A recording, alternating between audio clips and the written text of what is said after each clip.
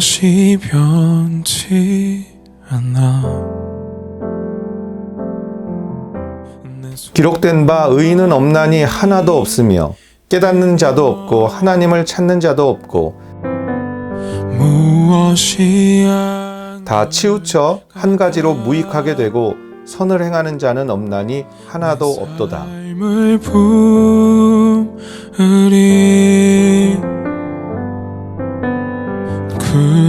할렐루야, 참으로 좋은 아침입니다. 초현실주의 화가이자 추파춥스 사탕의 로고 디자이너로 잘 알려진 살바도르 달리의 작품 중에 십자가 성 요한의 그리스도라는 작품이 있습니다. 대부분 십자가에 달리신 예수 그리스도를 그릴 때 밑에서 위를 향하여 쳐다보면서 그린 작품들이 많은데, 독특하게도 달리의 작품은 십자가에 달리신 예수 그리스도를 위에서 내려다보듯 그린 작품입니다. 이 그림을 보면 예수 그리스도의 십자가에 대한 하나님의 관점에 대하여 생각해 보게 됩니다.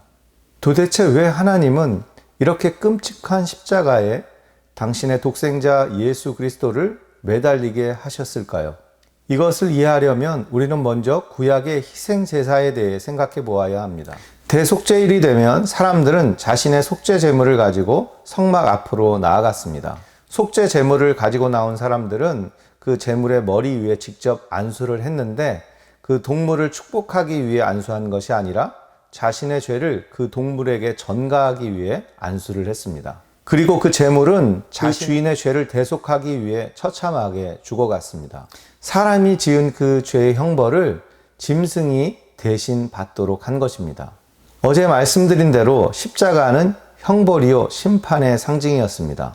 예수님께서 잡히시기 전날 밤에 겟세마네 동산에서 기도하실 때 이 잔을 내게서 지나가게 하옵소서라고 기도하셨습니다.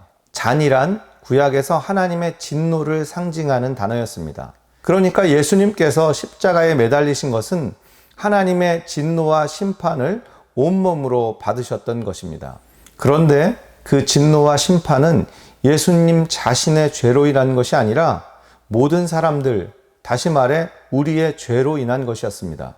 모든 사람들의 죄를 짊어지시고 그들 대신 하나님의 진노와 심판을 받아 십자가에 달려 돌아가신 것입니다. 하나님은 진노하는 분입니다. 하나님은 정의로운 하나님이시기 때문입니다. 만약에 하나님께서 모든 악에 대해서 진노하지 않는다면 아마 이 세상에 선을 행하는 사람은 한 명도 없을 것입니다. 그리고 온 세상은 어두움으로 가득 차게 될 것입니다. 그런데 문제는 모든 사람들이 이 죄에서 자유롭지 못하다는 것입니다. 따라서 모든 사람들이 하나님의 진노와 심판으로 파멸될 수밖에 없다는 것입니다. 로마서 3장 10절부터 12절까지 말씀을 보겠습니다. 기록된 바 의인은 없나니 하나도 없으며 깨닫는 자도 없고 하나님을 찾는 자도 없고 다 치우쳐 한 가지로 무익하게 되고 선을 행하는 자는 없나니 하나도 없도다. 모든 사람들이 자신은 착하게 살았다, 자신은 죄가 없다고 생각할 수 있지만 사실 하나님 앞에서 죄 없는 사람이 없다는 것입니다. 어떻게 생각해 보면 우리 인간은 존재 자체가 다른 사람에게 해를 끼치는, 다시 말해 죄를 지을 수밖에 없는 그런 사람들입니다. 이렇게 모든 사람들은 악을 행할 수밖에 없고 그 악으로 말미암아 하나님의 분노의 잔, 진노의 잔을 받을 수밖에 없는 운명인데, 사랑의 하나님께서는 그 모든 사람들에게 살 길을 주시기 위하여 그 모든 진노를 당신의 독생자 예수 그리스도에게 담당시키신 것입니다. 당신의 아들의 피로 모든 사람들의 죄값을 대신 받기로 하신 것입니다. 이것이 바로 하나님의 공의, 하나님의 정의입니다. 로마서 1장 17절 말씀에 복음에는 하나님의 의가 나타나서 믿음으로 믿음에 이르게 하나니 기록된 바 오직 의인은 믿음으로 말미암아 살리라 함과 같으니라. 이 말씀은 독일의 종교개혁을 이끈 마틴 루터를 있게 한 말씀이라고 할 수 있습니다. 루터는 수도사 시절에 언제나 자신의 죄악으로 인해 깊은 고민에 빠졌습니다. 깊이 들여다볼수록 죄악투성이인 자신이 하나님 앞에, 의로운 그 하나님 앞에 도저히 설 수가 없음을 깨달았기 때문입니다. 그러나 말씀의 하반절 오직 의인은 믿음으로 말미암아 살리라 함과 같으니라 라는 부분을 읽었을 때 마틴 루터는 마치 새로 태어나는 것과 같은 깨달음을 얻었습니다.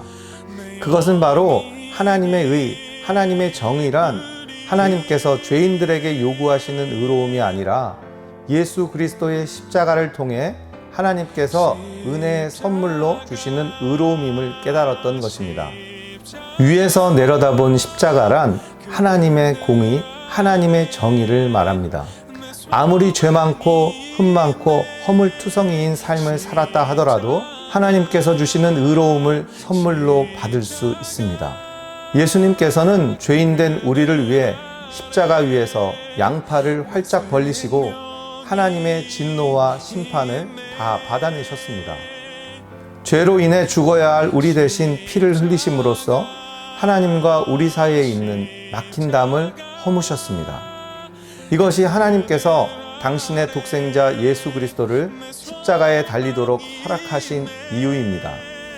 어떠한 죄와 허물이 있든지 예수 그리스도 그분의 십자가 앞으로 나아가는 저와 여러분이 되시기를 주님의 이름으로 축원합니다.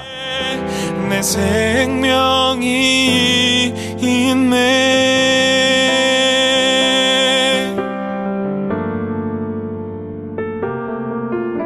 그 그늘 아래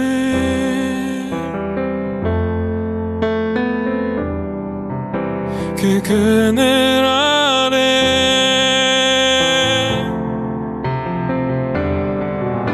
그 그늘